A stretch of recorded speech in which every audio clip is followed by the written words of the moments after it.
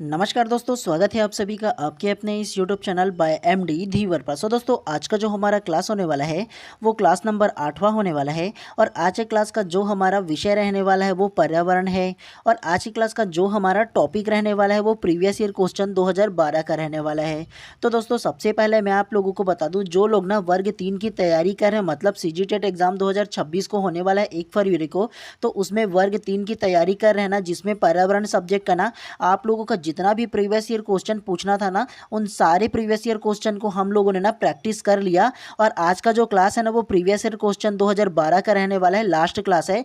और इसके बाद ना मैं आप लोगों का जब नेक्स्ट क्लास लेकर आऊँगा ना, उसमें आप लोगों का थ्योरी प्लस एमसीक्यू दोनों का ना, जो प्रॉपर टाइम पे हम लोग जब चला रहे थे क्लास ना पर्यावरण का ना, सेम उसी प्रकार से अब हम लोग लेकर के आएंगे। लेकिन सिर्फ ना 1 साल का जो प्रीवियस ईयर क्वेश्चन 2012 का है ना, उसको अब हम लोग करते हैं। इसके बाद कंटिन्यू ना आप लोगों का थ्योरी क्लास स्टार्ट करूंगा और कंटिन्यू आप लोगों को पढ़ाऊंगा। पर डे आप लोगों का ना जो वीडियोस है, जो क्लासेस है, वो सारा चीज़ आप लोगों का आएगा, ठीक है। तो आप लोगों को क्या करना है, जो जो मैं नोट करने के लिए बोलूँगा आप लोगों को नोट करना है, शॉर्ट नोट्स भी बनाना है, ताकि आप लोगों को एग्जाम से कुछ दिन पहले ना आप लोगों को रिविज़न करते बन जाए, ठीक है। तो आप लोगों को शॉर्ट नोट्स भी बनाते हुए चलना है। और मेरा ये पर्सनल जिम्मेदारी रहेगा कि ना आप लोगों के एग्ज़ाम होने से पहले आप लोगों के ना जितने भी सिलेबस है ना, सारे सिलेबस के टॉपिक को कवर करूँगा पर्यावरण का। तो उसके अलावा बाकी जितने भी सब्जेक्ट हैं, केवल गणित को छोड़ करके सारे सब्जेक्ट का ना आप लोगों का ना बिल्कुल मैं ना सारे सिलेबस है उसको मैं कंप्लीट कराऊंगा। ये मेरा पर्सनल जिम्मेदारी रहेगा, ठीक है। तो आप लोगों को केवल प्रॉपर टाइम पे आप लोगों को क्लास लेना है और पढ़ना है और अच्छे से अपना जो प्रिपरेशन है वो करना है, ठीक है। तो चलिए ज़्यादा देर ना करते हुए ना सीधा सीधा हम लोग ना क्लास को स्टार्ट करते हैं। और आप सभी लोगों से केवल एक ही हम्बल रिक्वेस्ट रहेगा कि अगर आप लोगों ने अभी तक की चैनल को सब्सक्राइब नहीं किया तो चैनल को पहले सब्सक्राइब कर लीजिए और बेल आइकन को दबा दीजिए, ताकि आप लोगों का जब भी मैं क्लास लेकर आऊँ ना तो प्रॉपर टाइम पे आप लोगों को मिल सके। और किसी भी प्रकार की अगर मैं आप लोगों के लिए सूचना लेकर आऊँ ना, तो आप प्रॉपर टाइम पे उसको जान सको। तो इसलिए ज़्यादा जरूरी कि आप चैनल को सब्सक्राइब कर दो, ठीक है। एटलीस्ट एग्जाम के होने तक की बिल्कुल कर लीजिएगा, ताकि प्रॉपर टाइम पे आप लोगों को मिल जाए। चलिए ज़्यादा बात ना करते हुए सबसे पहले हम लोग प्रश्न क्रमांक 121 को ध्यान से पढ़िए। मौसम के दृष्टिकोण से उष्णकटिबंधीय प्रदेश का मुख्य लक्षण है। ऑप्शन ए, वर्ष भर गर्मी रहना। ऑप्शन बी, ठंड में अधिक ठंडा एवं गर्मी में हल्की गर्मी। ऑप्शन सी, साल भर अधिक जाड़ा या ठंड। या ऑप्शन डी, ठंड में कम ठंडी एवं गर्मी में हल्की गर्मी। तो क्या इसका आंसर होगा, बताइए सबसे पहले आप। तो प्रश्न क्रमांक 21 का जो करेक्ट आंसर है ना वो आप लोगों का ऑप्शन नंबर है, वर्ष भर गर्मी रहना, करेक्ट हो जाएगा। कैसे? मौसम के दृष्टिकोण से उष्णकटिबंधीय प्रदेश का प्रमुख लक्षण है। तो मौसम की दृष्टिकोण से ना जो उष्णकटिबंधीय जो मौसम है ना, तो उस मौसम में किस प्रकार का जो मौसम है वो रहता है ना, तो वर्ष भर गर्मी रहना, ये करेक्ट हो जाएगा उष्णकटिबंधीय प्रदेश में। तो इस प्रकार से प्रश्न क्रमांक 121 का जो करेक्ट आंसर है ना, ऑप्शन नंबर ए करेक्ट हो जाएगा। जिस इलाके में उष्णकटिबंधीय प्रकार के जो मौसम है वो पड़ता है ना, वहाँ अधिकतर गर्मी रहता है, ये आप लोगों को समझना है, ठीक है। चलिए नेक्स्ट प्रश्न को पढ़ते हुए चलते हैं। चलिए प्रश्न क्रमांक 122 को ध्यान से पढ़िए। वायुमंडल में नाइट्रोजन गैस की प्रतिशत मात्रा होती है। Option A 20.95, option B 78.09, option C 21 या ऑप्शन डी 0.03। तो क्या इसका आंसर होगा, बताइए सबसे पहले आप। तो प्रश्न क्रमांक 122 का जो करेक्ट आंसर है ना वो आप लोगों का ऑप्शन नंबर बी 78.09% करेक्ट हो जाएगा। कैसे? वायुमंडल में नाइट्रोजन गैस की प्रतिशत मात्रा होती है। तो वायुमंडल में जो नाइट्रोजन गैस है ना वो सबसे ज़्यादा होता है, इसका 78.9% होता है, ठीक है। आप लोगों को स्पेसिफिक बताऊँ ना तो 78% जो है ना वो नाइट्रोजन गैस पाया जाता है वायुमंडल में। उसके अलावा अगर ना ऑप्शन नंबर ए के बारे में बात करूँ ना, 20.95 ना, तो ये ऑक्सीजन को पाया जाता है। क्या? तो 20.95 या 21% के आसपास ना आप लोगों का वायुमंडल में ना ऑक्सीजन गैस है वो पाया जाता है। उसके अलावा आर्गन नामक जो गैस है ना, तो आर्गन नामक जो गैस है ना वो 0.9% पाया जाता है। कितना? तो 0.9% जो है ना वो ऑर्गन का जो प्रतिशत है ना वायुमंडल में, उतना गैस पाया जाता है।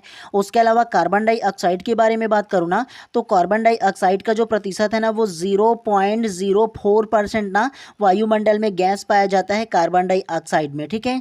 तो ये चारों को आप लोगों को याद रखना है। नाइट्रोजन का जो प्रतिशत है ना वो 78% पाया जाता है। उसके अलावा ऑक्सीजन का जो प्रतिशत है वो 20 से 21% पाया जाता है। उसके अलावा आर्गन का जो प्रतिशत है ना वो 0.9% पाया जाता है आर्गन, ठीक है। और उसके अलावा लास्ट में ना कार्बन डाइऑक्साइड के बारे में बात करूँ ना तो कार्बन डाइऑक्साइड 0.04% जो है ना वो कार्बन डाइऑक्साइड वायुमंडल में गैस पाया जाता है।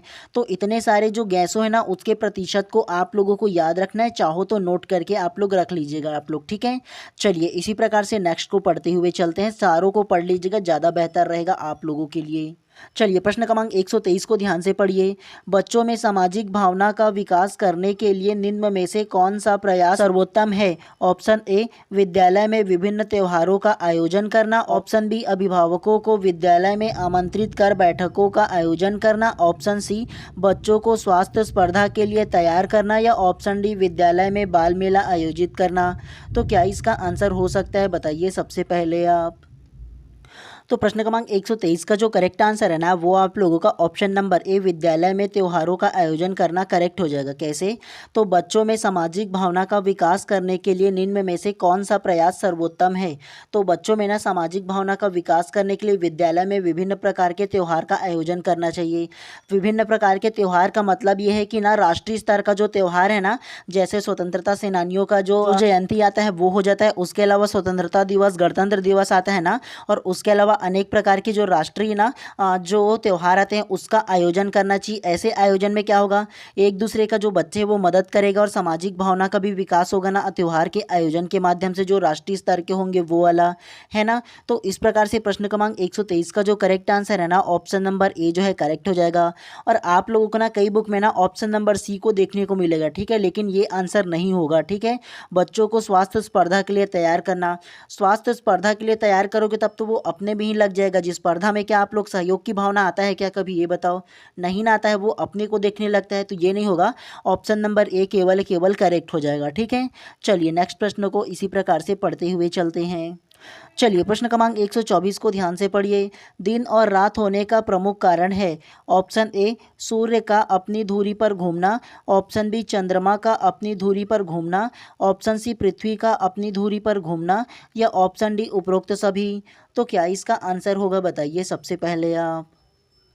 तो प्रश्न क्रमांक 124 का जो करेक्ट आंसर है ना वो आप लोगों का ऑप्शन नंबर सी करेक्ट हो जाएगा। पृथ्वी का अपनी धुरी पर घूमना करेक्ट हो जाएगा। कैसे? दिन और रात होने का मुख्य कारण है, तो दिन और रात होने का जो मुख्य कारण है वो पृथ्वी का अपनी धुरी पर घूमना है जी। और अपनी धुरी पर घूमना मतलब ये है कि ये जो पृथ्वी है ना वो अपने ही अक्ष पर, अपने ही जगह पर, अपने ही धुरी पर ना गोल गोल ऐसे घूमता है। तो जहाँ सूर्य होगा और सूर्य के प्रकाश जिस ओर पड़ेगा उस ओर आधा दिन हो जाएगा, और उसका जो परछाई जहाँ पड़ेगा उस ओर रात हो जाएगा। तो पृथ्वी इस प्रकार से घूमेगा अपने अक्ष पर, तो एक और दिन और दूसरा और रात ही ना होगा जी, है। और ये दिन रात का होने में पूरे के पूरे आप लोगों को पता होगा ना कि 24 घंटे लगता है ना। और उसके अलावा जो पृथ्वी है वो अपने ना अक्ष पर घूमते घूमते ये जो सूर्य है उसका भी चक्कर लगाता है, और एक चक्कर लगाने में 365 दिन लगता है, आप लोगों को ये भी पता होगा, है ना। जिसके वजह से एक साल पूरा हम लोगों का कंप्लीट होता है। एक चक्कर लगाने में पूरे के पूरे एक साल लगाता है, 365 दिन, है ना। तो इसमें पूछा गया दिन रात होने का कारण पूछा, और दिन रात होने का कारण पृथ्वी का ना अपनी अक्ष पर घूमना, अपनी जगह पर घूमना करेक्ट हो जाएगा। चलिए नेक्स्ट प्रश्न को इसी प्रकार से पढ़ते हुए चलते हैं। चलिए प्रश्न क्रमांक 125 को ध्यान से पढ़िए। बच्चों के लिए सीखने के अवसर प्रदान करने के लिए आप इनमें से क्या नहीं करेंगे? ऑप्शन ए बच्चों को समस्या सुलझाने के लिए प्रेरित करेंगे, ऑप्शन बी उसकी अवधारणात्मक संरचना को स्पष्ट करने में मदद करेंगे, ऑप्शन सी उन्हें सुझाव व संकेत देंगे जिससे वे नया ज्ञान सीखें, या ऑप्शन डी उन्हें सही उत्तर अच्छी तरह से समझा देंगे। तो क्या इसका आंसर हो सकता है, बताइए सबसे पहले आप। तो प्रश्न क्रमांक 125 का जो करेक्ट आंसर है ना वो आप लोगों का ऑप्शन नंबर डी है, सही उत्तर अच्छी तरह समझा देंगे करेक्ट हो जाएगा। कैसे?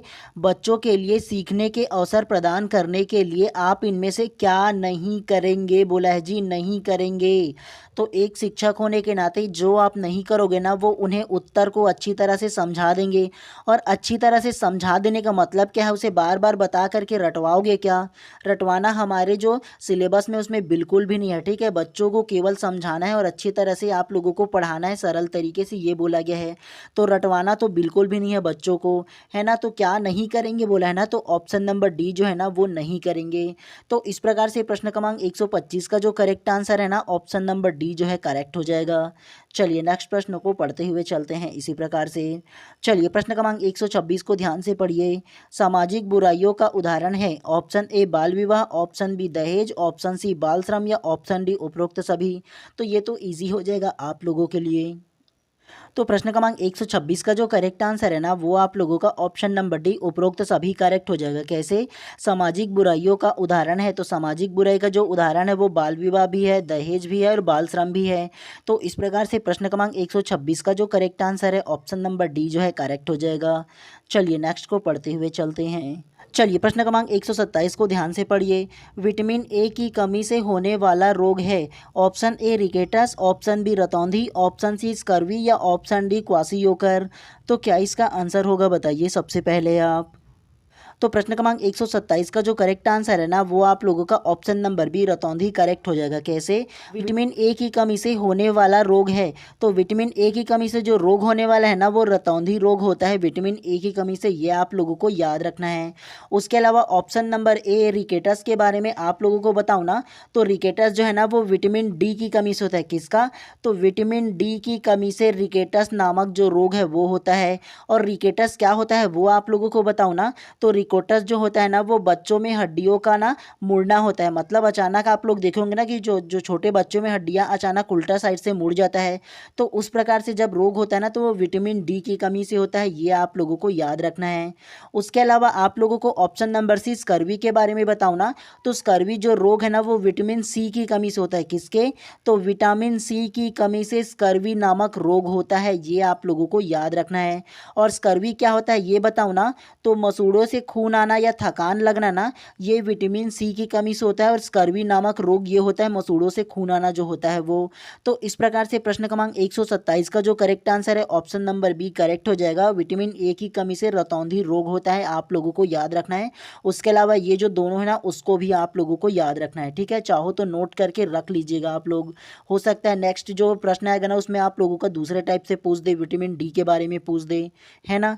चलिए प्रश्न क्रमांक 128 को अब ध्यान से पढ़िए। प्राकृतिक एवं सामाजिक सांस्कृतिक पर्यावरण के बीच अंतःक्रिया का उदाहरण है ऑप्शन ए वनों की कटाई, ऑप्शन बी शिकार, ऑप्शन सी निर्माण या ऑप्शन डी उपरोक्त सभी। तो क्या इसका आंसर हो सकता है बताइए सबसे पहले आप। तो प्रश्न क्रमांक 128 का जो करेक्ट आंसर है ना वो आप लोगों का ऑप्शन नंबर डी उपरोक्त सभी करेक्ट हो जाएगा। कैसे? प्राकृतिक एवं सामाजिक सांस्कृतिक पर्यावरण के बीच अंतःक्रिया का उदाहरण है। तो प्राकृतिक में ना सामाजिक सांस्कृतिक पर्यावरण में अंतःक्रिया का जो उदाहरण है वो वनों की कटाई भी हो जाएगा, शिकार भी हो जाएगा और निर्माण कार्य भी हो जाएगा। तो इस प्रकार से प्रश्न क्रमांक 128 का जो करेक्ट आंसर है ना ऑप्शन नंबर डी जो है करेक्ट हो जाएगा। चलिए नेक्स्ट प्रश्न को इसी प्रकार से पढ़ते हुए चलते हैं। और एक बात आप लोग हमेशा याद रखिए, जितना ज़्यादा अभी आप लोग प्रैक्टिस करोगे ना उतना बेहतर होगा आप लोगों के एग्ज़ाम के लिए। एग्ज़ाम टाइम में ज़्यादा आप लोगों को सोचना नहीं पड़ेगा आंसर लेने के लिए, ठीक है। तो जितना ज़्यादा से ज़्यादा हो सके अभी प्रैक्टिस कीजिए, वो बेहतर रहेगा आप लोगों के लिए। चलिए प्रश्न क्रमांक 129 को ध्यान से पढ़िए। प्रकृति में ऑक्सीजन का मुख्य स्रोत है ऑप्शन ए समुद्री जल, ऑप्शन बी वर्षा जल, ऑप्शन सी पर्यावरण या ऑप्शन डी हरे पौधे। तो क्या इसका आंसर होगा बताइए सबसे पहले आप। तो प्रश्न क्रमांक 129 का जो करेक्ट आंसर है ना वो आप लोगों का ऑप्शन नंबर डी हरे पौधे करेक्ट हो जाएगा। कैसे? प्रकृति में ऑक्सीजन का मुख्य स्रोत है, तो प्रकृति में जो ऑक्सीजन है ना जो हम ग्रहण करते हैं ना तो उसका मुख्य स्रोत क्या है? हरे पौधे ही ना हो जाएगा। जी हाँ, तभी तो गवर्नमेंट और सारे लोग ना पर्यावरण बचाओ, पेड़ को ना काटो, प्रकृति को बचाओ, जंगल को बचाओ, हमेशा ये अभियान चलाते रहते हैं ना। और आप लोगों को पता होगा कि जो एक हरे पौधे है ना वो कार्बन डाइऑक्साइड को ग्रहण करता है और ऑक्सीजन को छोड़ता है। और हम इंसान जो होते हैं वो ऑक्सीजन ग्रहण करते हैं और कार्बन डाइऑक्साइड छोड़ते हैं। तो ये एक दूसरे के विपरीत हो जाते हैं, एक दूसरे का सहारा हो जाते हैं, आप लोगों को पता होगा। तो इस प्रकार से प्रश्न क्रमांक 129 का जो करेक्ट आंसर है ना ऑप्शन नंबर डी जो है करेक्ट हो जाएगा। चलिए नेक्स्ट प्रश्न को इसी प्रकार से पढ़ते हुए चलते हैं। चलिए प्रश्न क्रमांक 130 को ध्यान से पढ़िए। पर्यावरण की पाठचर्या में शामिल होना चाहिए ऑप्शन ए बच्चों के अनुभवी, ऑप्शन बी स्कूल का वातावरण, ऑप्शन सी उपरोक्त पाठ्यक्रम या ऑप्शन डी उपरोक्त सभी। तो क्या इसका आंसर होगा बताइए सबसे पहले आप। तो प्रश्न क्रमांक 130 का जो करेक्ट आंसर है ना वो आप लोगों का ऑप्शन नंबर डी उपरोक्त सभी करेक्ट हो जाएगा। कैसे? पर्यावरण की पाठचर्या में शामिल होना चाहिए। तो पर्यावरण की पाठचर्या में बच्चों के अनुभव भी होना चाहिए, स्कूल का वातावरण भी होना चाहिए और उपयुक्त पाठ्यक्रम जो होना चाहिए वो भी होना चाहिए। तो इस प्रकार से प्रश्न क्रमांक 130 का जो करेक्ट आंसर है ना ऑप्शन नंबर डी जो है करेक्ट हो जाएगा। चलिए नेक्स्ट को पढ़ते हुए चलते हैं। चलिए प्रश्न क्रमांक 131 को ध्यान से पढ़िए। पर्यावरण अध्ययन के कक्षा होनी चाहिए। ऑप्शन ए गतिविधि आधारित कक्ष, ऑप्शन बी पाठ्य पुस्तक पर आधारित कक्ष, ऑप्शन सी पाठ्य पुस्तक में दी गई गतिविधियों पर आधारित कक्ष या ऑप्शन डी उपरोक्त सभी। तो क्या इसका आंसर होगा बताइए सबसे पहले आप। तो प्रश्न क्रमांक 131 का जो करेक्ट आंसर है ना वो आप लोगों का ऑप्शन नंबर ए गतिविधि आधारित कक्ष करेक्ट हो जाएगा। कैसे? पर्यावरण अध्ययन की कक्षा होनी चाहिए। तो पर्यावरण अध्ययन की जो कक्षा है ना वो गतिविधि आधारित कक्षा होना चाहिए। क्यों? क्योंकि बच्चों को आप लोगों को पता होगा ना कि जब ना प्रत्यक्ष रूप से उस चीज़ को देखते हैं ना गतिविधि में ना तो वो बहुत जल्दी सीखते हैं। और पर्यावरण में साफ तौर से ये कहा गया कि पर्यावरण में जो भी टॉपिक है ना उसको गतिविधि आधारित पढ़ाना चाहिए। मान करके चलो अगर मैं पत्ती के बारे में पढ़ा रहा हूँ कि पत्ती किस प्रकार से होता है, कैसे वो भोजन पकाता है, जो पेड़ होता है वो, तो दो चार पत्ती मैं लेकर के आऊँगा, ला करके बच्चों को प्रत्यक्ष रूप से दिखाऊंगा कि ये जो पत्ते हैं ना उसमें क्लोरोफिल जो है ना वो पाया जाता है, जिसके कारण जो सूर्य के प्रकाश से किस प्रकार से जो पौधा है वो भोजन बनाता है और कहाँ से प्राप्त करता है, ये सारा चीज़ उसको दिखा करके बताऊँगा ना तो बहुत अच्छे से सीख पाएंगे गतिविधि के माध्यम से। तो इसीलिए ना पर्यावरण में ना गतिविधि आधारित जो कक्षा है वो कराना चाहिए बोला गया है। चलिए प्रश्न क्रमांक 132 को ध्यान से पढ़िए। ऊर्जा का पिरामिड होता है। ऑप्शन ए सीधा, ऑप्शन बी उल्टा, ऑप्शन सी अनियमित या ऑप्शन डी उपरोक्त में से कोई नहीं। तो क्या इसका आंसर होगा बताइए सबसे पहले आप। तो प्रश्न क्रमांक 132 का जो करेक्ट आंसर है ना वो आप लोगों का ऑप्शन नंबर ए सीधा करेक्ट हो जाएगा। कैसे? ऊर्जा का पिरामिड होता है। तो ऊर्जा का जो पिरामिड बनता है ना पर्यावरण में ना वो हमेशा सीधा बनता है, ये आप लोगों को याद रखना है। ठीक है, तो इस प्रकार से प्रश्न क्रमांक 132 का जो करेक्ट आंसर है ऑप्शन नंबर ए जो है करेक्ट हो जाएगा। चलिए नेक्स्ट को इसी प्रकार से पढ़ते हुए चलते हैं। ये प्रश्न क्रमांक 133 को ध्यान से पढ़िए। एक पोषण स्तर से दूसरे पोषण स्तर तक ऊर्जा का कितना भाग स्थानांतरित होता है? Option A 25%, option B 30%, option C 50% या ऑप्शन डी 10%। तो क्या इसका आंसर होगा बताइए सबसे पहले आप। तो प्रश्न क्रमांक 133 का जो करेक्ट आंसर है ना वो आप लोगों का ऑप्शन नंबर डी 10% करेक्ट हो जाएगा। कैसे? तो एक पोषण स्तर से दूसरे पोषण स्तर तक ऊर्जा का जो स्थानांतरण होता है ना वो 10% का नियम है ना वो फॉलो करता है, ये आप लोगों को याद रखना है। ठीक है, और पर्यावरण में ना लिंडमैन नामक जो एक वैज्ञानिक है ना उन्होंने ये जो ना पद्धति है ना उसको अपनाया था, उसको बताया था सबसे पहले लिंडमैन नामक वैज्ञानिक ने। ठीक है, उन्होंने बताया था ना कि एक जो पोषण स्तर है ना विभिन्न जानवर पशु पक्षी जितने भी ना एक दूसरे का जो ऊर्जा प्राप्त करते हैं खा करके, तो उसमें 10% का नियम दिया था, ये आप लोगों को याद रखना है। ठीक है, जैसे एक जो पेड़ पौधा है ना वो सूर्य से 100% ऊर्जा प्राप्त करेगा और ऊर्जा प्राप्त करने के बाद ना 10% को रखेगा और 90% को वो फिर से ना वातावरण में रिलीज कर देगा। ठीक उसी प्रकार से अगर एक कोई भी ना शाकाहारी जानवर है, जैसे मान करके चलो गाय, तो गाय जो है ना वो जैसे घास खाएगा ना तो ये जो घास है ना उससे पहले 100% ऊर्जा प्राप्त करेगा और ऊर्जा प्राप्त करने के बाद ना केवल 10% उसमें रहेगा और 90% ना फिर से वो वातावरण को दे देगा। तो ऐसा वाला जो 10% का जो नियम है ना वो लिंडमैन नामक जो मनोवैज्ञानिक है उन्होंने दिया था 10% ऊर्जा का। ठीक है, तो ये आप लोगों को याद रखना है। तो इस प्रकार से प्रश्न क्रमांक 133 का जो करेक्ट आंसर है ना ऑप्शन नंबर डी जो है करेक्ट हो जाएगा। चलिए नेक्स्ट को पढ़ते हुए चलते हैं। और आप लोगों ने एक बात नोट किया होगा, सारी जो इसमें प्रश्न है ना पर्यावरण वो आप लोगों के ना एकदम ही ज़्यादा थ्योरी पढ़ने की आवश्यकता नहीं पड़ेगा, वो सारे के सारे आप लोगों की ना जो मानसिकता है उस पर आधारित रहता है। ठीक है, चलिए प्रश्न क्रमांक 134 को ध्यान से पढ़िए। प्रोटीन का सर्वोत्कृष्ट स्रोत है। ऑप्शन ए दूध, ऑप्शन बी मांस, ऑप्शन सी सोयाबीन या ऑप्शन डी अंडा। तो क्या इसका आंसर होगा बताइए सबसे पहले आप। तो प्रश्न क्रमांक 134 का जो करेक्ट आंसर है ना वो आप लोगों का option number C soybean correct हो जाएगा। कैसे? प्रोटीन का सर्वोत्कृष्ट उदाहरण है, तो प्रोटीन का सर्वश्रेष्ठ जो उदाहरण है ना वो सोयाबीन है। ठीक है, सोयाबीन का बीज भी आता है और सोयाबीन का आप लोगों को पता होगा बड़ी भी आता है। तो दोनों के दोनों जो है ना वो प्रोटीन का सबसे ज़्यादा सर्वोत्कृष्ट उदाहरण है, ये आप लोगों को याद रखना। मतलब सबसे ज़्यादा प्रोटीन सोयाबीन में मिलता है। ठीक है, चलिए इसी प्रकार से नेक्स्ट को पढ़ते हुए चलते हैं। चलिए प्रश्न क्रमांक 135 को ध्यान से पढ़िए। विश्रामावस्था में स्वस्थ व्यक्ति के हृदय की प्रति मिनट धड़कन होती है। Option A 72, option B 70, option C 75 या ऑप्शन डी 80। तो ये तो इजी है यार, हमेशा आप लोग जानते होंगे। तो क्या इसका आंसर होगा जानिए। तो प्रश्न क्रमांक 135 का जो करेक्ट आंसर है ना वो आप लोगों का ऑप्शन नंबर ए 72 करेक्ट हो जाएगा। विश्रामावस्था में स्वस्थ व्यक्ति का जो हृदय है ना वो प्रति मिनट 72 बार धड़कता है। ये तो इजीली आप लोग जान चुके होंगे। चलिए प्रश्न क्रमांक 136 को ध्यान से पढ़िए। पर्यावरण अध्ययन की कक्षा में विद्यार्थियों में खोज से संबंधित दक्षता का विकास करने हेतु एक शिक्षक निम्न में से किसका चुनाव करेगा? ऑप्शन ए पाठ्य वस्तु को निर्धारित समय में पूरा करेगा, ऑप्शन बी ऐसी पाठ्य वस्तु जिसे अधिकांश विद्यार्थी पसंद करे, ऑप्शन सी ऐसी पाठ्य वस्तु जो विद्यार्थियों के लिए महत्वपूर्ण हो, या ऑप्शन डी ऐसी पाठ्य वस्तु जो विद्यार्थियों के दैनिक जीवन से जुड़ी समस्या हो। तो क्या इसका आंसर हो सकता है बताइए सबसे पहले आप। तो प्रश्न क्रमांक 136 का जो करेक्ट आंसर है ना वो आप लोगों का ऑप्शन नंबर डी करेक्ट हो जाएगा। ऐसी पाठ्य वस्तु जो विद्यार्थियों के दैनिक जीवन से जुड़ी समस्या हो करेक्ट हो जाएगा। कैसे? पर्यावरण अध्ययन की कक्षा में विद्यार्थियों में खोज से संबंधित दक्षताओं का विकास करने हेतु एक शिक्षक निम्न में से किसका चुनाव करेगा? तो बच्चों की ना खोज से संबंधित जो उसकी दक्षता है, उसकी जो कौशल है, उसका विकास करने के लिए क्या करेगा? ऐसा पाठ्य वस्तु तैयार करेगा ना जी जो उसके दैनिक जीवन से जुड़ा हो और साथ ही उसका जो समस्या है उसका भी निराकरण करते बन जाए। इस प्रकार की जो खोज है वैसी दक्षता का ही ना विकास करेगा जो एक शिक्षक है वो। तो इस प्रकार से प्रश्न क्रमांक 136 का जो करेक्ट आंसर है ऑप्शन नंबर डी जो है करेक्ट हो जाएगा। चलिए नेक्स्ट को पढ़ते हुए चलते हैं इसी प्रकार से। चलिए प्रश्न क्रमांक 137 को ध्यान से पढ़िए। बच्चों के सीखने के तरीकों पर सबसे पहला अध्ययन करने वाला व्यक्ति थे। ऑप्शन ए जीन पियाजे और L N Vygotsky, option B Jean पियाजे और Bruner, option C L N Vygotsky और ब्रूनर, या ऑप्शन डी ब्रूनर और स्पीयरमैन। तो क्या इसका आंसर होगा बताइए सबसे पहले आप।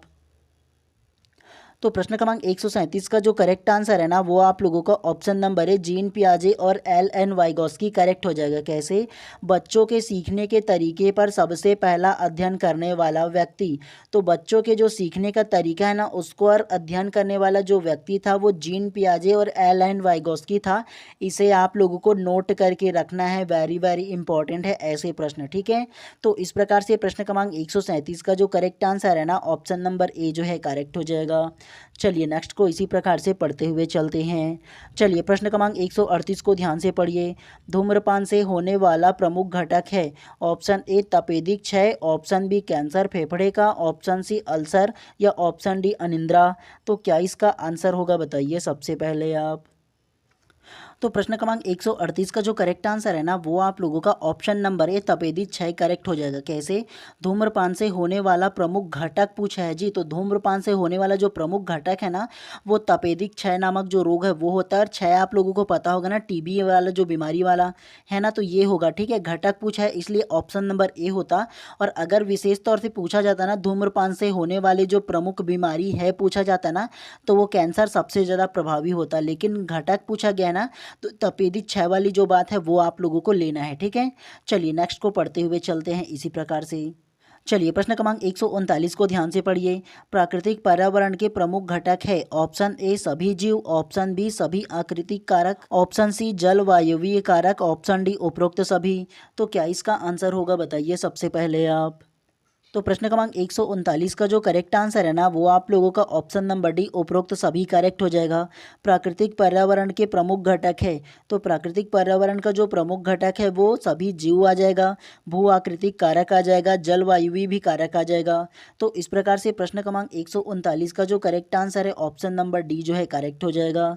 चलिए नेक्स्ट प्रश्न को पढ़ते हुए चलते हैं। और अभी तक आप लोगों ने एक चीज़ नोटिस किया होगा ना, अभी तक की कोर्ट में किसी भी प्रकार का प्रश्न एक भी आप लोगों ने नहीं देखा होगा, है ना। और ऐसे ना होने के कारण सबसे पहला जो शुरुआत हुआ था ना टेट एग्ज़ाम का, सीजी टेट का ना, तो वो 2012 में शुरू हुआ था। अनाउंसमेंट 2011 से ही लागू हो गया था, है ना। तो आप लोगों को पता होगा शुरुआती में कूट का चलन नहीं था उतना ज़्यादा, ठीक है। तो कूट में ये प्रश्न नहीं पूछा गया है। चलिए प्रश्न क्रमांक 140 को अब ध्यान से पढ़िए।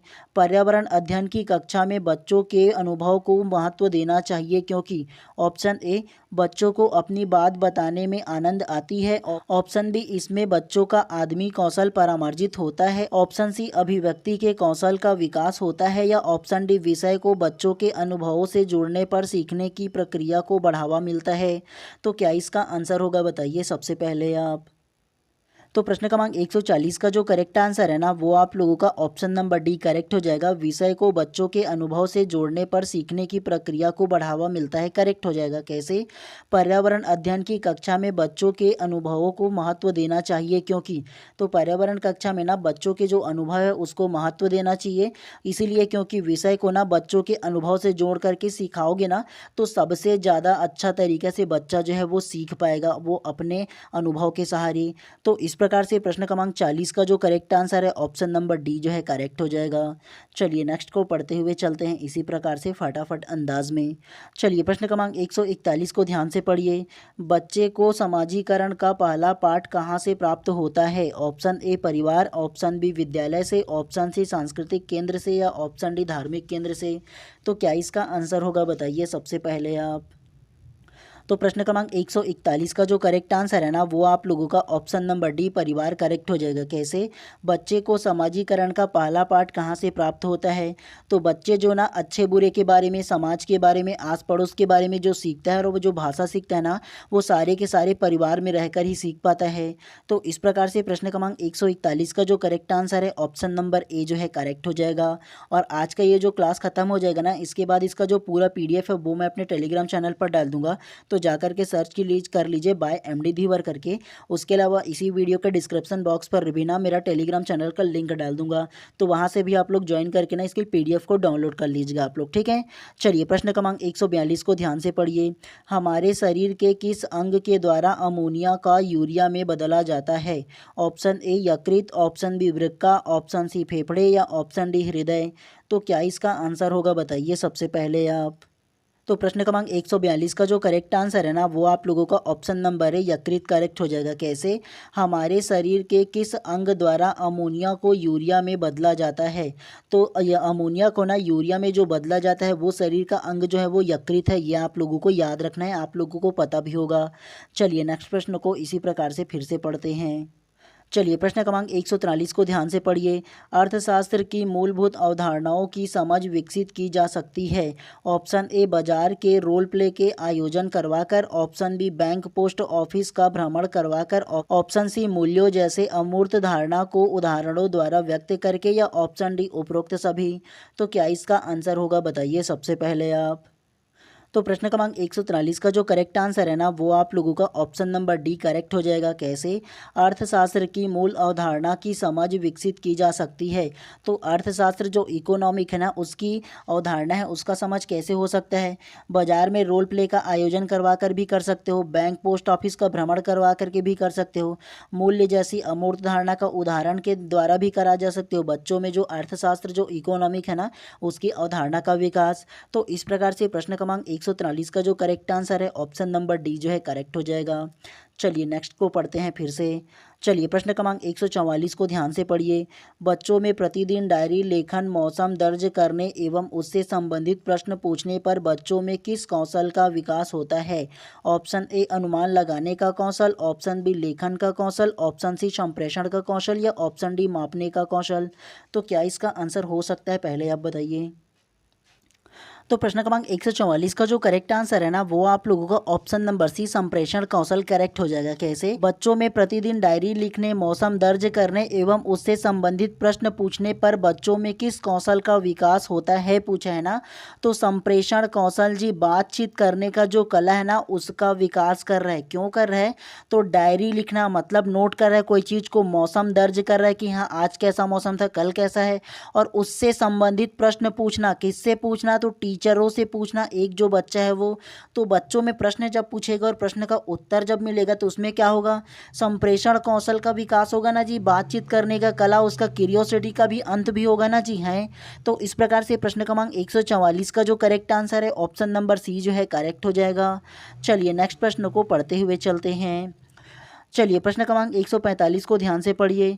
विद्यालयीन शिक्षा में सही शिक्षक छात्र अनुपात है। Option A 1:30, option B 1:40, option C 1:50 या ऑप्शन डी 1:60। तो क्या इसका आंसर होगा बताइए सबसे पहले आप। तो प्रश्न क्रमांक 145 का जो करेक्ट आंसर है ना वो आप लोगों का ऑप्शन नंबर ए 1:30 करेक्ट हो जाएगा। कैसे, विद्यालयीन शिक्षा में सही शिक्षक छात्र अनुपात है, मतलब जो एक विद्यालय है ना उसमें प्रति 30 विद्यार्थियों पर एक शिक्षक नियुक्त किए जाने की ना जो घोषणा है वो इसमें शेड्यूल में रखा गया है। और आप लोगों ने एनसीएफ 2005 के अनुसार, उसके अलावा जो आरटीई 2009 है उसमें भी आप लोगों ने देखा होगा, और एनसीएफ 2005 में साफ साफ लिखा गया है कि प्रत्येक 30 छात्रों पर एक जो शिक्षक है उसका नियुक्त किया जाएगा प्राइमरी विद्यालय में। तो आप लोगों को पता होगा ना इसके बारे में। उसके अलावा आप लोग ये भी जान लीजिए, अगर 30 से 31 भी छात्र हो जाएंगे ना तो उसको 2 शिक्षक रखना पड़ेगा उस विद्यालय में, ठीक है। तो प्रत्येक 30 विद्यार्थी पर एक, 60 पर 2, 90 पर 3, ऐसे ऐसे अलग अलग जो क्राइटेरिया है ना वो रखा गया है। तो इस प्रकार से प्रश्न क्रमांक 145 का जो करेक्ट आंसर है ऑप्शन नंबर ए जो है करेक्ट हो जाएगा। चलिए प्रश्न क्रमांक 146 को ध्यान से पढ़िए। पर्यावरण के अंतर्गत आते हैं ऑप्शन ए पेड़ पौधे जीव जंतु, ऑप्शन बी रिश्ते नाते सांस्कृतिक, ऑप्शन सी मकान सड़क पूजा स्थल या ऑप्शन डी उपरोक्त सभी। तो क्या इसका आंसर होगा बताइए सबसे पहले आप। तो प्रश्न क्रमांक 146 का जो करेक्ट आंसर है ना वो आप लोगों का ऑप्शन नंबर डी उपरोक्त सभी करेक्ट हो जाएगा। कैसे, पर्यावरण के अंतर्गत आते हैं, तो पर्यावरण के अंतर्गत पेड़ पौधे जीव जंतु आते हैं, रिश्ते नाते संस्कृति भी आते हैं और मकान सड़क पूजा स्थल भी आता है। तो इस प्रकार से प्रश्न क्रमांक 146 का जो करेक्ट आंसर है ऑप्शन नंबर डी जो है करेक्ट हो जाएगा। चलिए प्रश्न क्रमांक 147 को ध्यान से पढ़िए। शारदा एक्ट निम्न में से किससे संबंधित है। ऑप्शन ए बाल विवाह, ऑप्शन बी दहेज प्रथा, ऑप्शन सी बाल श्रम या ऑप्शन डी अनिवार्य शिक्षा। तो क्या इसका आंसर होगा बताइए सबसे पहले आप।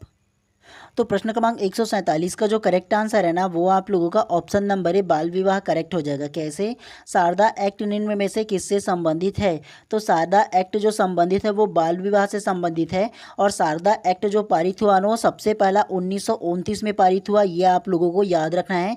और ये जो शारदा एक्ट है ना उसको लाने वाला या उसको पारित करने वाला जो व्यक्ति था ना वो हरविलास शारदा था। कौन, तो हरविलास शारदा ने ना शारदा एक्ट लाने के लिए बहुत ही बड़ा योगदान दिया था, ये आप लोगों को याद रखना है। और शारदा एक्ट के मुताबिक ना जो विवाह के लिए जो उम्र है ना वो लड़कियों के लिए 14 वर्ष और लड़कों के लिए 18 वर्ष जो है ना वो रखा गया था शारदा एक्ट 1929 में जो पारित हुआ उसमें, ठीक है। तो इस प्रकार से प्रश्न क्रमांक 147 का जो करेक्ट आंसर है ना ऑप्शन नंबर ए जो है करेक्ट हो जाएगा। तो इतनी सी बातें आप लोगों को याद रखना है। चलिए प्रश्न क्रमांक 148 को ध्यान से पढ़िए। निम्न में से कौन सा वायुमंडल की स्वतंत्र नाइट्रोजन का स्थिरीकरण करता है। ऑप्शन ए नीली हरी शैवाल, option B protozoa, option C कवक या ऑप्शन डी वायरस। तो क्या इसका आंसर होगा बताइए सबसे पहले आप। तो प्रश्न क्रमांक 148 का जो करेक्ट आंसर है ना वो आप लोगों का ऑप्शन नंबर ए नीली हरी शैवाल करेक्ट हो जाएगा। कैसे, निम्न में से कौन सा वायुमंडल की स्वतंत्र नाइट्रोजन का स्थिरीकरण करता है। तो वायुमंडल का जो स्वतंत्र नाइट्रोजन का जो स्थिरीकरण करता है वो नीली हरी शैवाल करता है, ये आप लोगों को इसमें याद रखना है। चलिए नेक्स्ट प्रश्न को इसी प्रकार से पढ़ते हैं। चलिए प्रश्न क्रमांक 149 को ध्यान से पढ़िए। ज्ञान निर्माण में निम्न में से किसकी आवश्यकता होती है। ऑप्शन ए अनुभव, ऑप्शन बी अवधारणा बनाना, ऑप्शन सी अन्वेषण विधियां एवं सत्यापन या ऑप्शन डी उपयुक्त सभी। तो क्या इसका आंसर होगा बताइए सबसे पहले आप। तो प्रश्न क्रमांक 149 का जो करेक्ट आंसर है ना वो आप लोगों का ऑप्शन नंबर डी उपरोक्त सभी करेक्ट हो जाएगा। कैसे, ज्ञान निर्माण में निम्न में से किसकी आवश्यकता होता है। तो ज्ञान निर्माण में सभी की आवश्यकता होता है, अनुभव की भी, अवधारणा का भी और अन्वेषण विधियां का भी। तो इस प्रकार से प्रश्न क्रमांक 149 का जो करेक्ट आंसर है ऑप्शन नंबर डी जो है करेक्ट हो जाएगा। चलिए प्रश्न क्रमांक 150 को ध्यान से पढ़िए। छात्रों के लिए सीखने के प्रमुख संसाधन हैं। ऑप्शन ए विभिन्न क्रियाओं हेतु सामग्री संकलन, ऑप्शन बी ग्रंथालय, ऑप्शन सी सर्वे एवं प्रोजेक्ट निर्माण या ऑप्शन डी उपरोक्त सभी। तो क्या इसका आंसर होगा बताइए सबसे पहले आप। तो प्रश्न क्रमांक 150 का जो करेक्ट आंसर है ना वो आप लोगों का ऑप्शन नंबर डी करेक्ट हो जाएगा। उपरोक्त सभी कैसे छात्रों के लिए सीखने के प्रमुख संसाधन हैं। तो एक जो छात्र है उसका सब सीखने के जो प्रमुख संसाधन है ना वो विभिन्न क्रियाओं से सीखता है, उसी प्रकार से ग्रंथालय से भी सीखता है जो लाइब्रेरी है उससे, और सर्वे एवं प्रोजेक्ट निर्माण से भी सीखता है। तो इस प्रकार से प्रश्न क्रमांक 150 का जो करेक्ट आंसर है ऑप्शन नंबर डी जो है करेक्ट हो जाएगा। तो चलिए आज की क्लास को यहीं पर समाप्त करते हैं, और अगर आप लोग चैनल पे नए होंगे तो पहले चैनल को सब्सक्राइब कर लेना और बेल आइकन को दबा देना, ताकि इसी प्रकार से जब भी मैं क्लास लाऊं ना तो प्रॉपर टाइम पे आप लोगों को नोटिफिकेशन मिले। तो चलिए आज की क्लास को यहीं पर समाप्त करते हैं।